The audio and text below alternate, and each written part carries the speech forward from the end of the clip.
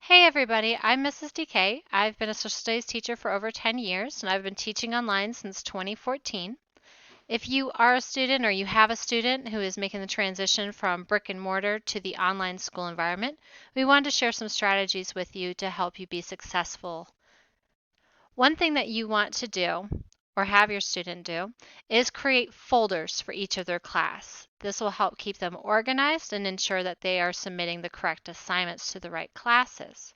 You can do this on your desktop or your laptop or, as you see here, on a Google Drive.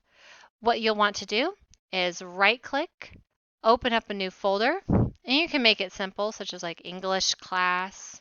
If you have a math class, you could do that, or social studies, and just make a folder for each of your classes. And that way you are staying organized and well prepared.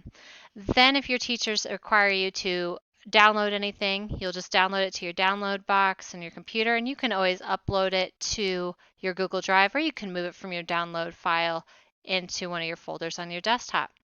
But staying organized is one of the biggest things you can do to make sure that you stay successful in the online school environment, and good luck.